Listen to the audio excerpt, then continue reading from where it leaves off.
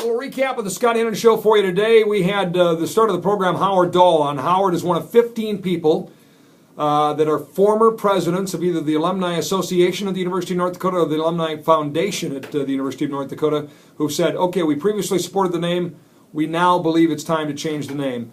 Howard made a great point. He said, you know, the totalitarianism of the NCAA really makes me mad and is not in any way, shape, or form in agreeing with anything that they've said along the way, but just believes at this point we have no choice but to change the name. Later in the program, we had Ed Schaefer, who was formerly a member of both of those boards, Foundation Board and also the Alumni Association Board, saying essentially the same thing. So here's a former governor now saying the name ought to change. There's a growing amount of voices saying just that. I don't agree with him. I refuse to give in, and I certainly want to wait for the NCAA meeting to happen. But it is factually something that you're hearing a lot more of these days. We had Governor Tim Pawlenty on the program. He made some news on a lot of fronts, including his criticism of fellow Republicans for going soft on foreign policy, specifically on Afghanistan.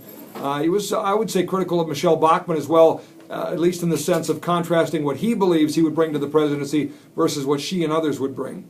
Tried to strike that balance between the two. But did make some interesting comments. You can watch all of that here at ScottHannon.com, and you'll no doubt see some reporting about both. I mentioned Ed Schaefer. He was on to talk about his role for this book, Grassroots, A Common Sense Action Agenda for America. Comes out Tuesday, and looking forward to dealing with more folks that are in there, including Ross Eckert tomorrow, the one-man walking Tea Party, who, among others, was an inspiration for the book. Ed had some great comments that I quoted in the book, respecting the Tea Party movement, talking about why opponents of the Tea Party movement denigrate it because they want to scare you off from being part of the movement, and also what's next, how to capture this and continue to be out there, and really had some motivating words for folks that previously need to recognize the success they've had in the Tea Party movement. So hope you get a chance to catch those comments as well. On the program tomorrow, Governor Jack Dalrymple will join us, the one-man walking Tea Party. Ross Eckert will join us.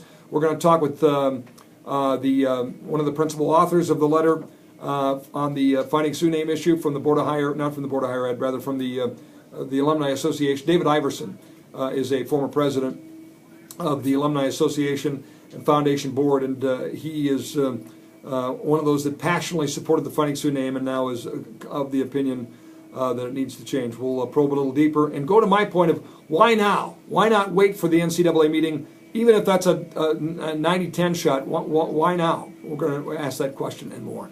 And that'll be live from the Capitol. Kevin Kramer will join us. So we'll check in with our friends in Bismarck on the Scott Hannon Show and the Common Sense Club and look forward to another robust conversation. Join us.